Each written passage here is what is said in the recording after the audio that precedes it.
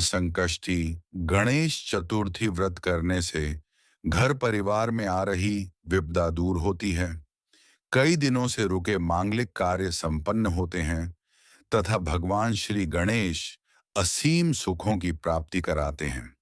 माह की किसी भी चतुर्थी के दिन भगवान श्री गणेश की पूजा के दौरान संकष्टी गणेश चतुर्थी व्रत की कथा पढ़ना अथवा सुनना जरूरी होता है।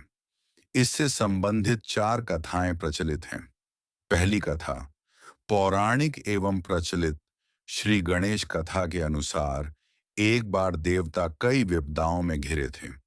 तब वह मदद मांगने भगवान शिव के पास आए। उस समय शिव के साथ कार्तिकेय तथा गणेश जी भी बैठे थे। देवताओं की बात सुनकर शिव जी ने कार्तिकेय व गणेश जी से पूछा कि तुम में से कौन देवताओं के कष्टों का निवारण कर सकता है। तब कार्तिकेय व गणेश जी दोनों ने ही स्वयं को इस कार्य के लिए सक्षम बताया। इस पर भगवान शिव ने दोनों की परीक्षा लेते हुए कहा कि तुम दोनों में से जो सबसे पहले पृथ्वी की परिक्रमा करके आएगा वही देवताओं की मदद करने जाएगा।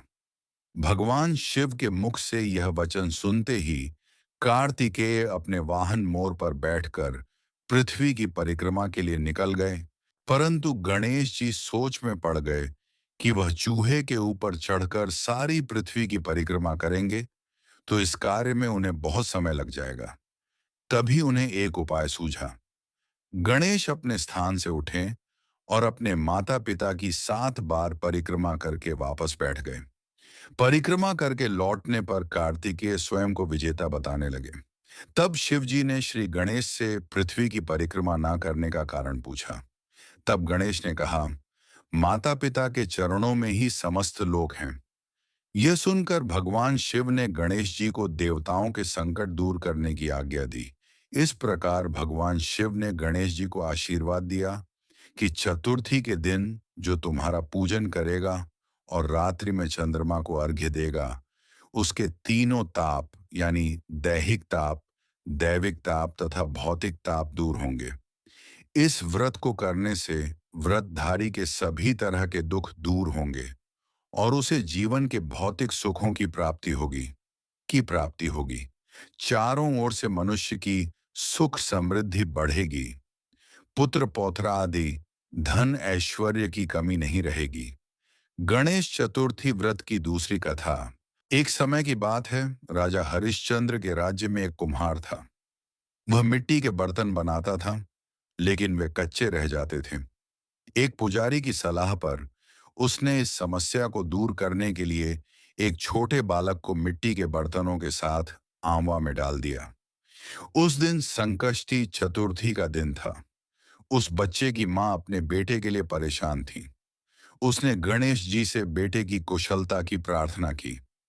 दूसरे दिन जब कुम्हार ने सुबह उठकर देखा तो आंवा में उसके बर्तन तो पक गए थे, लेकिन बच्चे का बाल बांका भी नहीं हुआ था। वह डर गया और राजा के दरबार में जाकर सारी घटना बताई।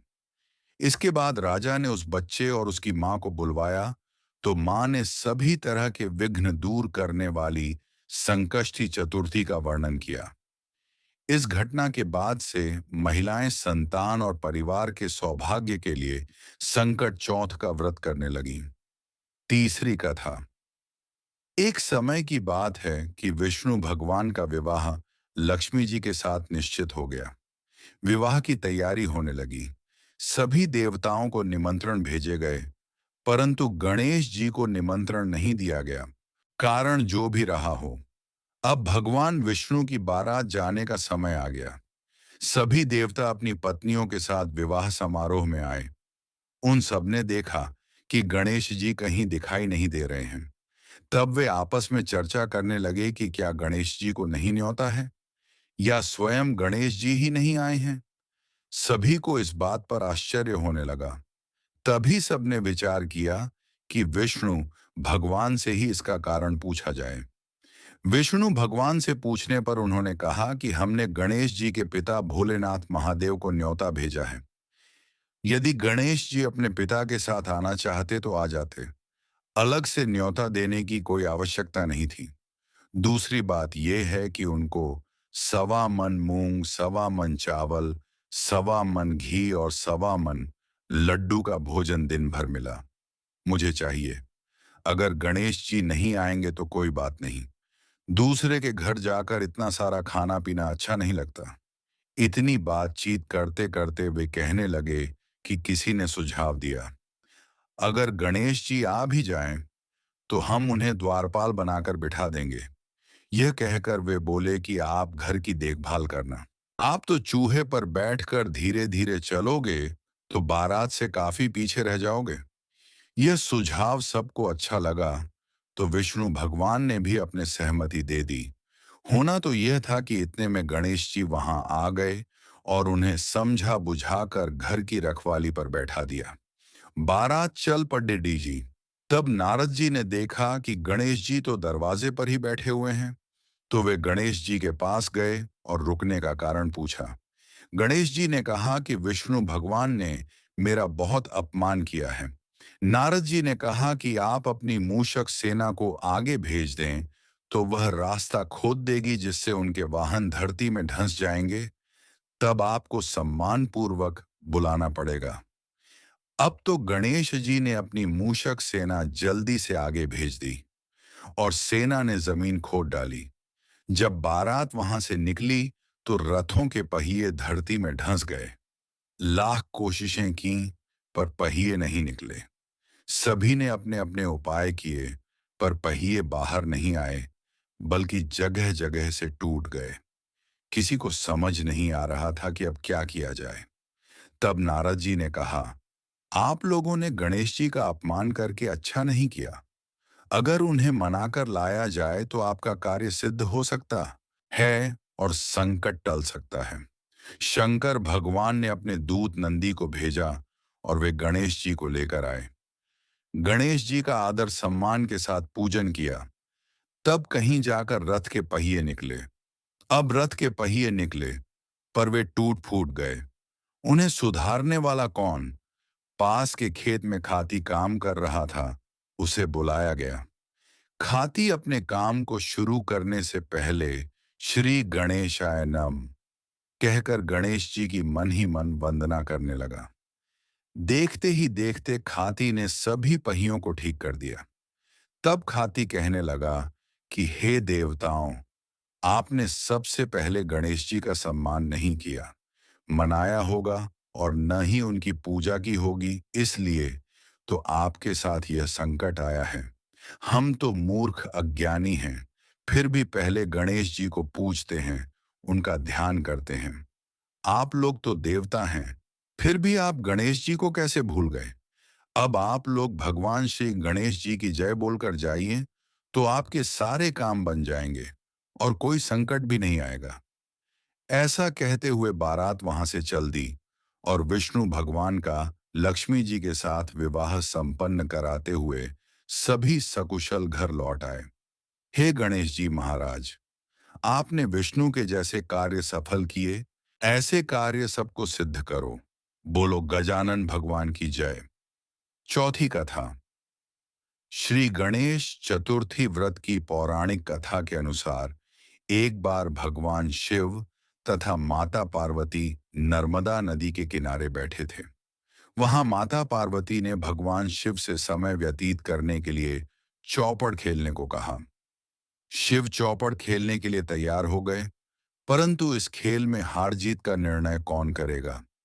यह प्रश्न उनके समक्ष उठा तो भगवान शिव ने कुछ तिनके एकत्रित कर उसका एक पुतला बनाकर उसकी प्राण प्रतिष्ठा कर दी और पुतले से कहा, बेटा, हम चौपड़ खेलना चाहते हैं, परंतु हमारी हार जीत का निर्णय करने वाला कोई नहीं है।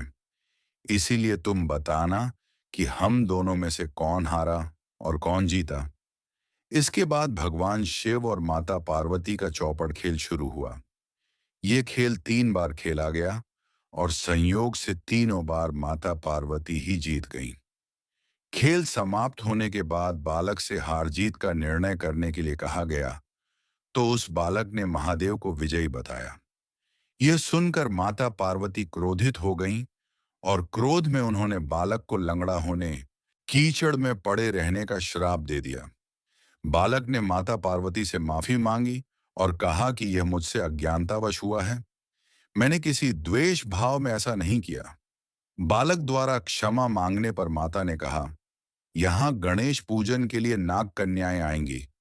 उनके कहे अनुसार तुम गणेश व्रत करो। ऐसा करने से तुम मुझे प्राप्त करोगे। यह कहकर माता पार्वती शिव के साथ कैलाश पर्वत पर चली गईं। 1 वर्ष के बाद उस स्थान पर नाग कन्याएं आईं। तब नाग कन्याओं से श्री गणेश के व्रत की विधि मालूम करने पर उस बालक ने 21 दिन लगातार गणेश जी का व्रत किया। उसकी श्रद्धा से गणेश जी प्रसन्न हुए। उन्होंने बालक को मनोवांछित फल मांगने के लिए कहा। उस पर उस बालक ने कहा, हे विनायक, मुझ में इतनी शक्ति दीजिए कि मैं अपने पैरों से चलकर अपने माता पिता के साथ कैलाश पर्वत पर पहुंच सकूं और वे यह देख प्रसन्न हों। तब बालक को वरदान देकर श्री गणेश अंतर्ध्यान हो गए। इसके बाद वह बालक कैलाश पर्वत पर पहुंच गया और कैलाश पर्वत पर पहुंचने की अपनी कथा उसने भगवान शिव को सुनाई। चौपड़ वाले दिन से माता पार्वती शिवजी से विमुख हो गई थीं। अतः देवी के रुष्ट होने पर भगवान शिव ने भी बालक के बताए अनुसार 21 दिनों तक श्री गणेश का व्रत किया। इस व्रत के प्रभाव से माता पार्वती के मन से भगवान शिव के लिए जो नाराजगी थी वह समाप्त हो गई। तब यह व्रत विधि भगवान शंकर ने माता पार्वती को बताई। ये सुनकर माता पार्वती के मन में भी अपने पुत्र कार्तिकेय से मिलने की इच्छा जागृत हुई। तब माता पार्वती ने भी 21 दिन तक श्री गणेश का व्रत किया तथा दूर्वा, फूल और लड्डुओं से गणेश जी का पूजन अर्चन किया। व्रत के 21वें दिन कार्तिकेय स्वयं माता पार्वती जी से आ मिले। उस दिन से श्री गणेश चतुर्थी का यह व्रत समस्त मनोकामनाओं की पूर्ति करने वाला व्रत माना जाता है। इस व्रत को करने से मनुष्य के सारे कष्ट दूर होकर मनुष्य को समस्त सुख सुविधाएं प्राप्त होती हैं।